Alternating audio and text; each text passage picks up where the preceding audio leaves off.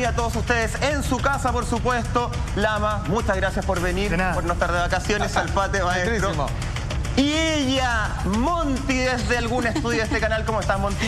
Muy bien, ¿cómo están todos? Oye, expectantes de empezar con esta conspiración. Oye, ¿los que van para allá se visten de amarillo, obligaciones o...? Es parte de la Biblia, así somos. Es verdad. Es una banda, ya. Tiene toda la razón.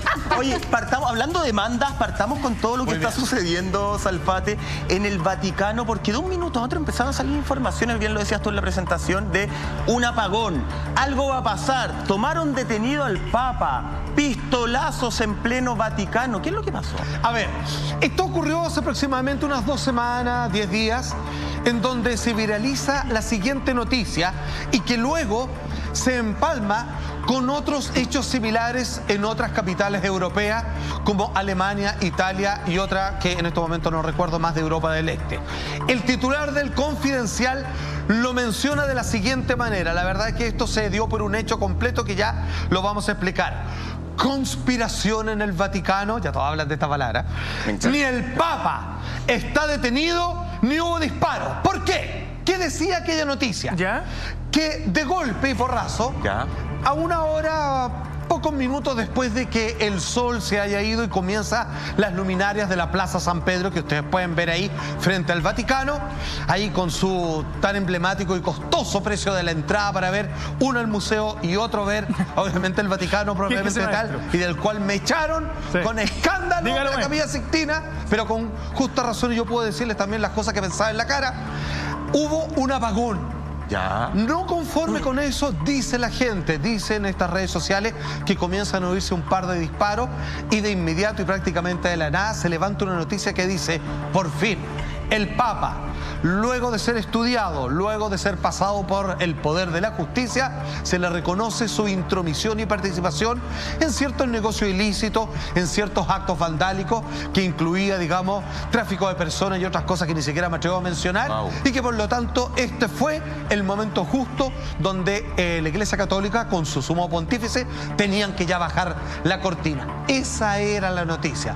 Sin embargo, a los pocos días, y como lo podemos ver en la prensa, entendemos que él está completamente libre y que él incluso ha sido inoculado ya contra el coronavirus. Tenemos un tuit para complementar parte de lo que se hablaba en aquel momento. Lo que ahí decía, está circulando en las últimas horas una historia no comprobada, de hecho por eso yo nunca lo llevé en mis redes sociales, el arresto del Papa Francisco. Era demasiado bueno para ser verdad. Esta historia sale de un medio desconocido de nombre Conservative Beaver, que ya parece una broma, porque es como el castor conservador, pero también Beaver es una de las formas, la palabra castor, como aquí nosotros a través de otro nombre, de un animal peludo de los bosques, le llamamos a la parte íntima femenina. Entonces ya parecía una broma y poco serio. ¿Sabes qué? Estas son, como decís tú, las noticias que es demasiado bueno para ser verdad. Porque, perdóname, si esto fuera una noticia real y el Papa hubiese estado bajo arresto, créeme que estaríamos hablando de esto durante todo el 2021. Sí, por supuesto. O sea, no habría otro tema que hablar y posiblemente sería el fin de la organigrama de la Iglesia como lo conocemos. El problema es la inmediatez de estas noticias que nos son tan. ¿Sabes qué? A mí me parece que este es un aprovechamiento de una situación como un corte de luz, del cual tú puedes tratar de sacar un provecho tratando de fabricar una noticia falsa. Lo que pasa es que tiene elementos que inevitablemente te hacen dudar. Porque, digámoslo, nos gusta a nosotros hablar acá de conspiración y entendemos que la Iglesia no es un organismo que tenga el mejor comportamiento de todos. Y entendemos que, al igual que otras organizaciones a nivel mundial, debe tener participación en negocios que no son los más lícitos. Entonces, me parece que cuando tú lo escuchas te puede llegar a sonar razonable. Hace sentido. A primeras. Lo que pasa es, como dice Juan Andrés, mira de dónde viene. Es demasiado bueno para ser verdad. Trata de mover un poco para ver si de verdad hay algo que se pueda rescatar. Entonces, desde esa perspectiva me parece que no hay algo malicioso detrás de esto, pero también hay algo que tiene que ver directamente con una situación que se vive dentro del Vaticano y que yo creo que no hemos sabido observar fácilmente, que tiene que ver con las divisiones. Recordemos que Benedicto XVI deja su cargo porque se da cuenta que es imposible luchar por ponerlo en perspectiva con el estado profundo del Vaticano. Y él lo dice, son sus palabras. Exactamente. Entonces, me parece que el Papa Francisco se está enfrentando a un grupo que no está de acuerdo con las nuevas normativas que ha tomado la Iglesia digámoslo, normativas casi de marketing, tratando de volver a atraer fieles que posiblemente les dieron la espalda mucho más lejos de lo que ellos son capaces de ver. Todo esto de empezar a sumar el rol femenino, sí, para mí un poco, tema de los homosexuales. Aunque para mí el Papa Francisco es como el Barack Obama de Estados Unidos, es como el abuelito simpático para poder pegar en un punto medio entre lo que la iglesia pretende seguir haciendo, claro, y que la gente lo encuentre amoroso y bonito. Y segundo, y para cerrar el punto, perdóname, si estuvieran investigando al Papa, realmente, créeme que es algo imposible que no se filtre. Créeme que algo ya se hubiese estado rumoreando por ahí. O algún tipo de documento hubiésemos tenido acceso. Me parece muy difícil que investigue una persona tan importante como el Papa no se filtre como noticia. Claro. Monty, ¿qué opina usted de esto que está pasando en el Vaticano? Sí, yo creo que lo que acaba de pasar con respecto a esta noticia nos da cuenta y nos pone la tecla ya aterrizada que hoy estamos viviendo un fenómeno que se llama guerra de la información. Claro. Porque por una parte vimos que rápidamente esta noticia que hablaba de que el Papa lo habían arrestado, que habían habido disparos, que desapareció, incluso algunos decían que había muerto, es lo que se veía a través de las redes sociales, por ejemplo. Esta bola de nieve, como ustedes bien mencionaban, que va creciendo en torno a un rumor, a un cagüín, a un supuesto, y después vemos, por otra parte, que los medios ya más tradicionales a nivel mundial desmintieron esta noticia y dijeron que efectivamente eso no había sido verdad y que de hecho al día siguiente, el día domingo, se había visto al Papa en una misa, pero después salió también esta otra parte que sigue con el rumor, que esa misa había sido falsa, que habían sido videos grabados desde antes. Entonces, a ver, ¿qué es lo que quiero decir? Mi punto va como para hacer el análisis comunicacional, porque me parece un hecho súper clave que da cuenta de la situación que estamos viviendo hoy día en términos de comunicación. Es decir, cómo se nos pueden plantear dos realidades absolutamente distintas y es finalmente la gente quien tomará partido de una noticia o de otra, dependiendo de dónde venga, dependiendo de quién yo le crea o me haga más sentido, según mis creencias también, y por ahí yo voy a seguir con mi línea de creencia y esa postura que cada uno puede adoptar finalmente es la que se traduce en las discusiones en redes sociales, que es lo que vemos hoy día.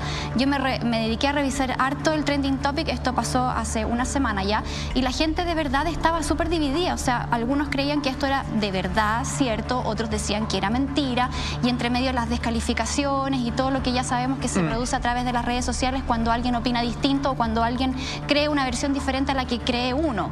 Entonces, a mí me parece, analizado solo desde el punto de vista comunicacional, me parece que este es un claro ejemplo de lo que estamos viviendo hoy día como sociedad mundial en torno a la información que está circulando. Y por ahí también me parece un poco peligroso que se den este tipo de repente de argumentos o discusiones que también potencian un poco la violencia que se ve a través de las mismas redes discutiendo cierto tipo de temas. Ahora, como bien decías, Lama, viniendo desde el Vaticano, yo creo que cualquier noticia como esa uno al menos la pone en duda.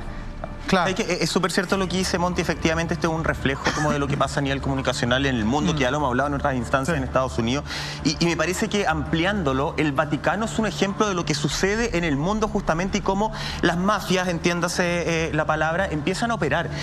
Me quedé pensando en lo que decía Lama justamente, de esta guerra interna que existe en el Vaticano, en lo que decía Salfate justamente de cuál es el rol, efectivamente el Papa Francisco está luchando contra esta mafia interna o es parte él de esta mafia interna, y me pasa que el fin de semana a mí siempre me llamó la atención esta lucha, este verdadero lobby que existió para que el Papa Francisco saliera elegido Papa justamente.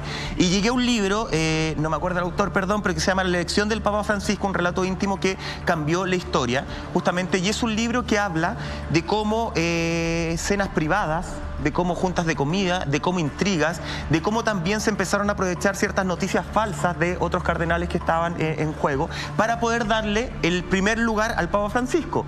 Todos sabemos que hasta el momento era el cardenal Scuola, justamente el que estaba como liderando, pero los cardenales italianos no tenían muy buena fama en ese momento. ¿A qué voy?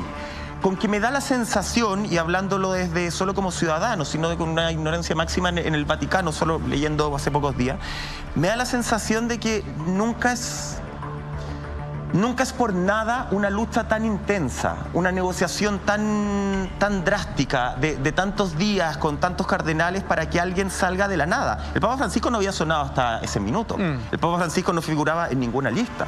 Fue hasta que habló de un discurso de 3 minutitos que empezaron a decir, oye, él puede ser.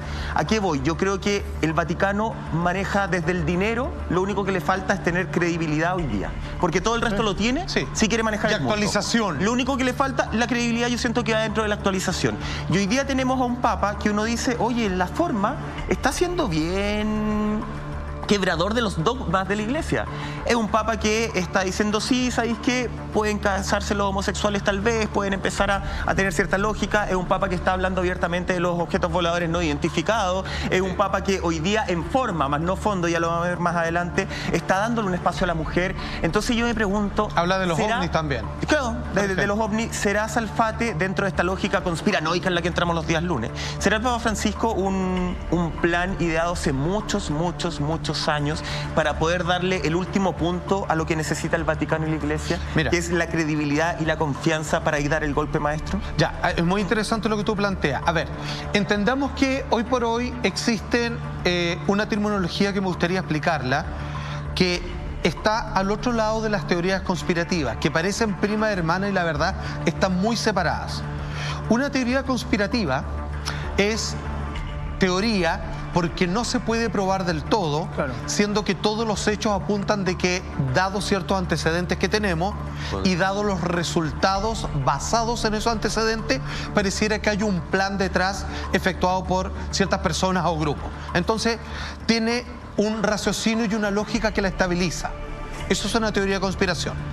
Al otro lado, y que algunas veces terminan ser ciertas, oye, parece que nos están cagándole el confort, pum, salta. Oye, parece que son medios corruptos los políticos, pum, salta. Las vacunas, el asunto del virus, por ejemplo, oye, parece que hay una guerra bacteriológica, tal, ok. Al otro lado están las fake news. ¿Qué es una fake news? ¿Qué es? A propósito de saber la realidad establecida o posible, yo decido inventar algo de la nada para generar algún movimiento, conflicto, lo que sea. O sea, es mentir. Lo otro es, yo establezco una posibilidad a partir de lo que mi reflexión e información me permite. Lo otro es mentir adrede. Por desgracia, las fake news se mezclan con ciertas verdades posibles. No olvidemos que esto, que claramente ya se prueba que es mentira, sale semanas después de que, y esto ya es verdad, un ex arzobispo con tremenda jineta en el Vaticano, sale dando la cara y le escribe una larga misiva a Donald Trump reconociendo cómo el Vaticano sí ha participado de lo que Donald Trump llamaba el Estado profundo, en tapar platas oscuras, en tener negocios, digamos, y esto también nosotros como programa lo hemos llevado en años anteriores, donde tiene inversiones, por ejemplo, en armas de fuego, que el Vaticano puede invertir montones de cosas, pero sabemos que una pistola es para matar a alguien, no es para otra cosa. Entonces, hay negocios que... confuso. Exacto. Entonces, esto lo dice el arzobispo en una misiva muy larga y también él apuntando y dando la cara en un breve discurso donde dice que ha mandado esta carta. Entonces, ahí es cuando comienza a mezclarse y que uno sabe de que tiene un tejado de cristal la Iglesia Católica. Ahora, lo que tú decías, ¿es el Papa Francisco un invento a propósito de lo que tanto se le ha inculcado respecto a ciertas manos negras durante los conflictos, digamos, de tiranía que hubo en los gobiernos argentinos y todo lo demás? La verdad es que si uno lo mira, ya en la medida en donde él va abriendo espacio en la Iglesia y donde permite, ¿cierto?, la entrada de feligreses que antes eran vistos como pecadores, es como contra el dogma, etcétera, etcétera, a mí me parece que se ajusta al plan de tener una mejor imagen cuando más lo necesita. El Papa Juan Pablo I, que fue el único, en realidad son dos, pero este fue el más conocido, que dijo, ¿saben qué? Yo, ahora que he sido electo, vamos a sacar algo que a mí me parece que es una aberración para la Iglesia, que es un banco que administre la gran cantidad de plata que nos entra, que me parece terrible, cuando deberíamos estar esto entregándolo a los pobres. Duró 33 días, no es casual la cantidad de días, y muere de forma misteriosa. El Papa hasta el día de hoy no ha aclarado. Hasta el día de hoy no ha aclarado, porque digamos eso lo cerraron bajo 4 llaves y ya está, le vino un ataque al corazón para la casa.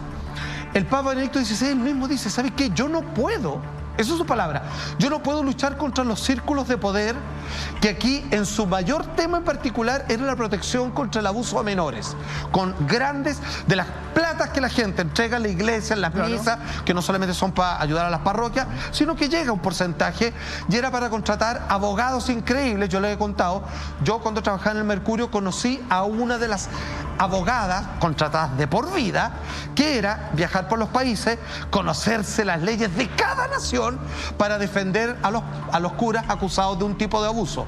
Y ella decía, bueno, es mi pega nomás, digamos, pero aquí yo tengo que hacer esto. Y bueno, por ahí nos confesó un par de cosas realmente terribles y todo lo que un abogado tiene que hacer para defender, ya sea un narcotraficante o un abusador, aunque sea vestido de cura o no. Entonces, cuando Benedicto XVI dice que no puede contra eso, dice que es un círculo de hierro y él tiene que abdicar, él no puede renunciar, abdicar es la palabra, y finalmente la iglesia le dice, feliz, ándate, no te queremos porque nos está haciendo la vida a cuadrito.